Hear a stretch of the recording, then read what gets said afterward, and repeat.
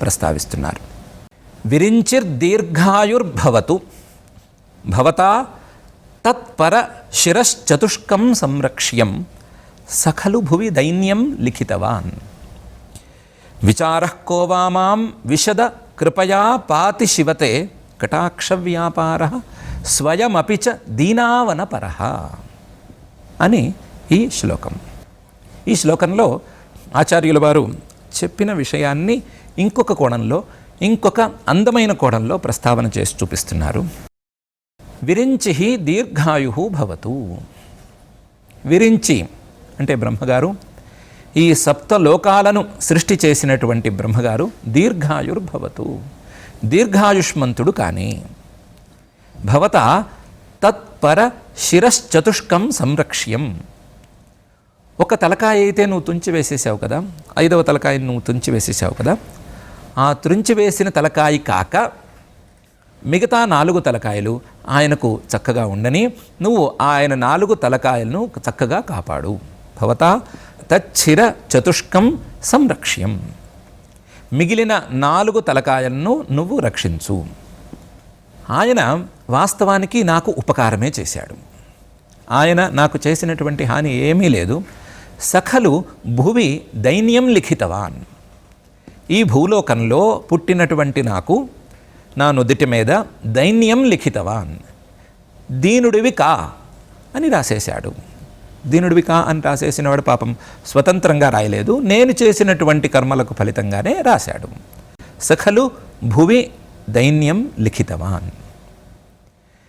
అయితే ఆయన దైన్యం రాశాడు అన్నంత మాత్రాన విచారః కో వా, నాకు విచారమేముంది, నాకు బాధపడాల్సింది, దుఃఖపడాల్సింది, శోకం అనుభవించవలసింది ఏముంది? విచారః కో వా మాం విశద కృపయా పాతి శివతే కటాక్ష వ్యాపార.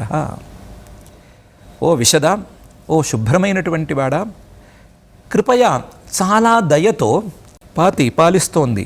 ఏం పాలిస్తోంది? తే కటాక్ష వ్యాపార. నీ యొక్క అనుగ్రహ దృష్టితో నీవు చూసేటువంటి విధానం నన్ను కాపాడుతోంది. కటాక్ష వ్యాపార. అది ఎలా కాపాడుతోంది? స్వయం, తనంతట తానుగానే. ఎలా అంటే స్వయం అపిచ దీనావనపరః. దీనులు ఎక్కడ ఉంటే అక్కడ పడి వారిని సంరక్షించేటువంటి, వారిని పాలించేటువంటి, వారు ఉన్న స్థితి నుంచి పై స్థితికి తీసుకొచ్చేటువంటి నీ కటాక్ష వ్యాపారం, నీ అనుగ్రహ దృష్టి నన్ను కాపాడుతోంది. నీ అనుగ్రహ దృష్టి నన్ను కాపాడటానికి నా యందు దైన్యం అని ఉండాలి. ఆ దైన్యం అనే దాన్ని రాసింది బ్రహ్మగారు. ఎందుకు రాశాడు అనేది వేరే వ్యవహారం, కానీ రాసింది ఆయన. కాబట్టి నీ కటాక్షం నా మీద పడటానికి కారణమైనటువంటి ఆ బ్రహ్మగారు, నా నుదుటి మీద దైన్యాన్ని రాసినటువంటి బ్రహ్మగారు దీర్ఘాయుష్మంతుడిగా ఉండిపోని, దీర్ఘాయుష్మంతుడిగా ఉండి ఇలాగే నాకు కావాలంటే దైన్యాన్ని రాసి నీ యొక్క అనుగ్రహ పరిపూతమైనటువంటి దృష్టిని నాయందు పడేందుకు వీలుగా నాకు ఉపకారమే ఆయన చేశాడు. కాబట్టి ఆయన యందు నాకు ఏ వైముఖ్యము లేదు. ఆయన మీద నాకు గౌరవమే ఉంది. విరించి దీర్ఘాయుర్భవతు. బ్రహ్మగారు దీర్ఘాయుష్మంతుడిగా ఉండని. బ్రహ్మగారి ఆయుస్సు చాలా పెద్దది అని అంటారు పురాణాల్లో. బ్రహ్మగారి ఆయుస్సును లెక్కగట్టడం అనేది మన మానవ ప్రయత్నంతో అయ్యే పని కాదు. మానవులకు తెలిసినటువంటి కాలగణనతో బ్రహ్మగారి ఆయుస్సును లెక్కగట్టడం సాధ్యం కాదు అని అంటారు. దాని ప్రకారమే దీర్ఘాయుష్మంతుడవ్వని లేదా అంతకంటే ఎక్కువ ఆయుస్సు వచ్చినా సరే ఏమీ ఇబ్బంది లేదు. విరించిర్ దీర్ఘాయుర్భవతు. భవత తత్పర శిరశ్చతుష్కం సంరక్ష్యం. నువ్వు ఆయన మిగిలిన 4 తలకాయలను మాత్రం సంరక్షిస్తూ ఉండు. ఆయన యొక్క 4 తలకాయలని నువ్వు తీసేయొద్దు, ఆయన అలా ఉంచు. సఖలు భువి దైన్యం లిఖితవాన్. నేను పూర్వజన్మలలో చేసుకున్నటువంటి కర్మలకు ఫలితాలను ఇచ్చే దిశగా ఆయన నా నుదిటిన దైన్యాన్ని రాశాడు. ఆయన రాయటం తప్పుగా ఏమీ రాయలేదు. ఆయన ఈ జగత్తులో ఉండేటువంటి ప్రాణులందరికీ తండ్రి స్థానంలో ఉన్నవాడు కాబట్టి ఆయన ఎవరి నుదిటిన తప్పుడు రాయతలు రాయడు. ఒకరికి ఎక్కువ ఒకరికి తక్కువ అనే రాసే స్వభావం ఆయనకు లేనే లేదు. అలాంటి స్వభావం లేదు అనే కారణంతోనే కదా నువ్వు ఆయన్ని అలాంటి పదవిలో కూర్చోపెట్టావు. అలాంటి ఉన్నతమైన పదవిలో కూర్చున్నటువంటి ఆ బ్రహ్మగారు ప్రాణులు వారు చేసుకున్నటువంటి కర్మలను దృష్టిలో ఉంచుకుని ఆ ప్రాణులకు తగ్గ ఫలితాలను రాసే విధంగా నుదుటిన రాతలు రాస్తాడు. అలాగే నేను చేసుకున్నటువంటి కర్మలకు ఫలితంగా నాకు దైన్యం లిఖితవాన్, ఏమీ ఇబ్బంది లేదు. సఖలు భువి దైన్యం లిఖితవాన్, ఆయన దైన్యం రాసేశాడు అని నేనేం బాధపడటం లేదు. విచారక్కోవామా, నేనెందుకు విచారపడాలి, నాకెందుకు విచారం కలగాలి? ఎందుకంటే ఆ దైన్యం వల్ల నాకు లాభమే కలుగుతోంది. ఎందుకు? విశద పరిశుద్ధమైనటువంటి నీ యొక్క కటాక్ష వ్యాపారం నా మీద పడబోతోంది. ఎవరెవరైతే దీనులున్నారో, ఎంతమంది ఉన్నారో వారందరి మీద పడటం అనేది నీ అనుగ్రహ దృష్టి యొక్క స్వభావం. అది నువ్వు ప్రేరేపిస్తే పడేటువంటి అనుగ్రహ దృష్టి కాదు, దానంతట అదే పడిపోతోంది. దానంతట అదే పడిన వెంటనే వారిని ఉద్ధరించేటువంటి కార్యక్రమాన్ని చేపడుతోంది. విశద కృపయా పాతి శివతే కటాక్ష వ్యాపార స్వయం. నీ యొక్క కటాక్ష వ్యాపారం, నీ యొక్క అనుగ్రహ దృష్టి స్వయం తనంతట తాను వచ్చి నన్ను కాపాడుతోంది. కాపాడుతున్నప్పుడు ఈ అనుగ్రహ బుద్ధికి పాత్రుడనైనందుకు నేను సంతోషించాలి, కానీ విచారం అనేది నాకెందుకు? విచారకోవామాం విశద కృపయా పాతి శివతే కటాక్ష వ్యాపార స్వయం అపిచ దీనావనపరః.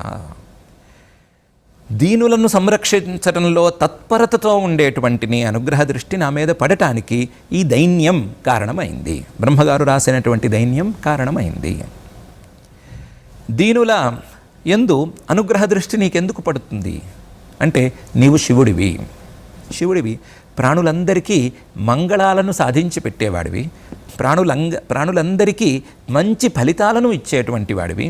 వారు చేసినటువంటి కర్మలకు ఫలితాలను ఒకవైపు ఇస్తూనే ఆ కర్మ ఫలితాలను అనుభవించటంలో భాగంగానే వారికి మంచి కర్మలలో ప్రవృత్తిని కూడా కలుగజేసేటువంటి వాడివి నువ్వు. సర్వప్రాణి ప్రవర్తకుడివి నువ్వు.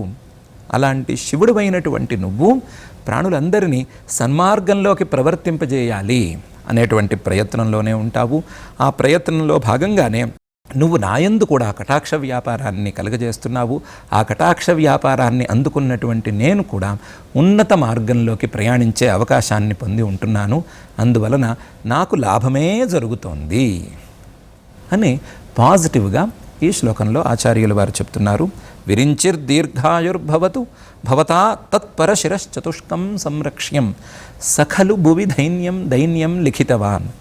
సఖలు భువి దైన్యం లిఖితవాన్ విచారకోవామాం విశద కృపయా పాతి శివతే కటాక్ష వ్యాపార స్వయమపి చ దీనావనపరః అని ఈ శ్లోకంలో ఆచార్యుల వారు చక్కగా ప్రతిపాదన చేస్తున్నారు.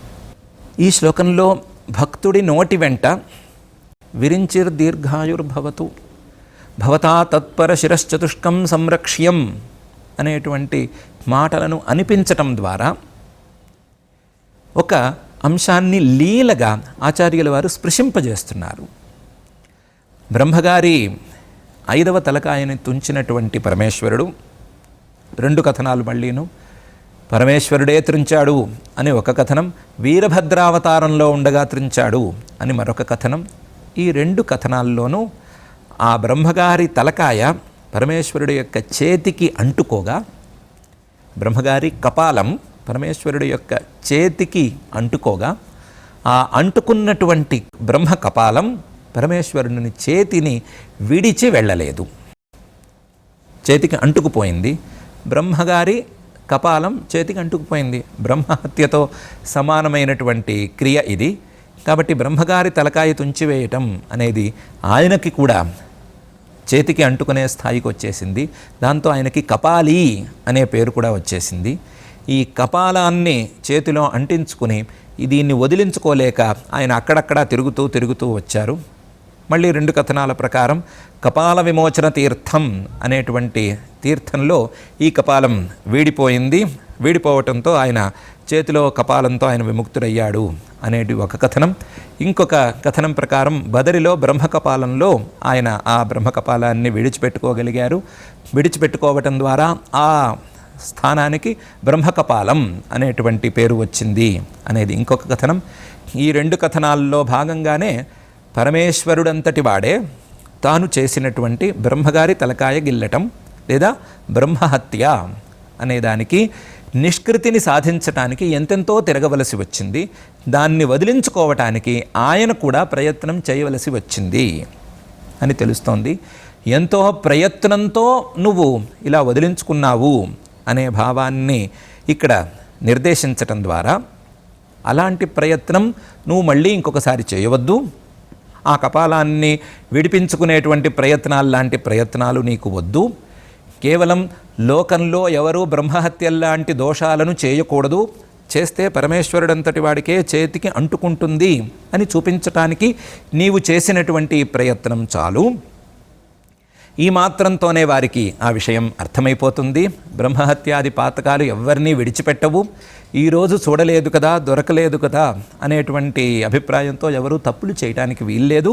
అందులో బ్రహ్మహత్యాల్లాంటి పై స్థాయి మహాపాపాలకు ఎవరు ఒడిగట్టరాదు అనే విషయం ఈ ప్రయత్నంతో తెలిసిపోతోంది కాబట్టి ఈ విషయాన్ని తెలియచేయటం కోసం మళ్ళీ ఇంకో కపాలాన్ని నువ్వేమీ తుంచనక్కర్లేదు, మళ్ళీ ఇంకొక కపాలాన్ని త్రుంచి ఇంతటి పనిని, ఇంత ప్రాసెస్ని నువ్వేమీ అనుభవించనక్కర్లేదు, చేసిన పని చాలు అనేటువంటి అభిప్రాయాన్ని కూడా ఆచార్యుల వారు ఈ సందర్భంగా వ్యక్తం చేస్తున్నారు.